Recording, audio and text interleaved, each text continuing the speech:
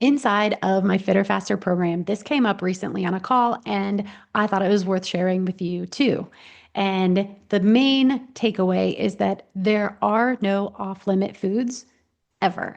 You can eat chocolate every single day if you want to. I pretty much do. Almost every night, I have a caramel square. And my reason that it works is because I plan it into my day. I literally put it into my Fitness Pal every day because I'm pretty sure I'm going to eat it.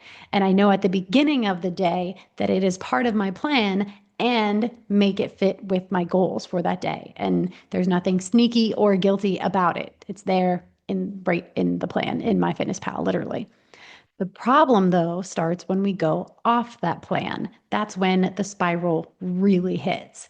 You know how it goes. It's one stressful afternoon that leads to a jumbo brownie or taking the entire pint of ice cream over to the couch and you polish the entire thing off without even thinking about it. That's not hunger. And I would argue that that's not actually true enjoyment of the food either. That is a screw it mentality, and screw it mode is what derails progress faster than anything else.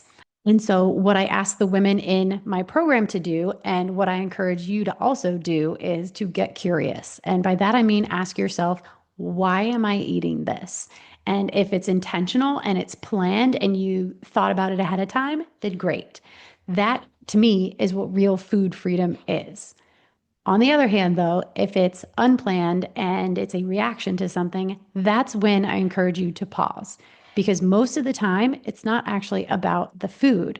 It's about being tired or stressed or emotional or overwhelmed.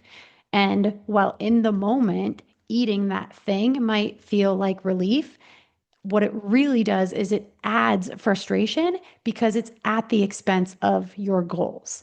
And that's why planning matters. If you want to eat ice cream every single day, build it into your plan and you can absolutely eat ice cream every single day.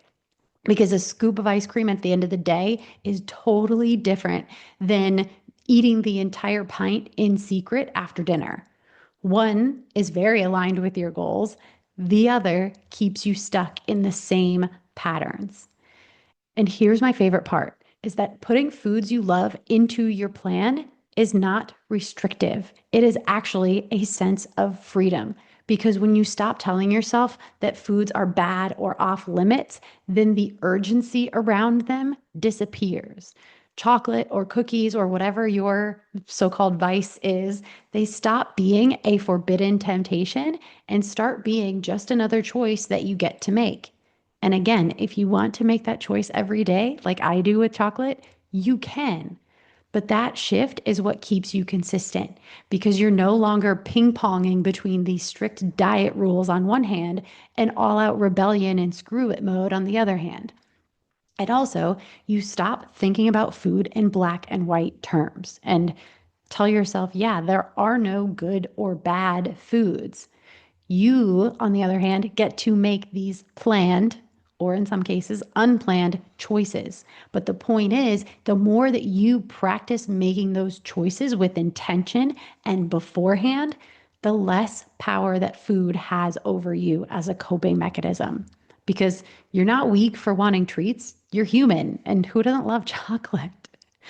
Well, when you learn how to fit those favorite foods into your plan, you stop fighting yourself and you finally start seeing results. That is today's daily bit of fit. Take it and run or walk or stretch. Just go move.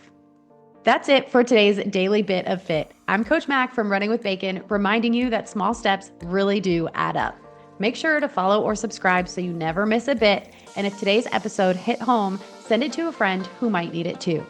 And if you ever want a quick pep talk tailored just for you, DM me on Instagram because I'm always happy to send some encouragement your way.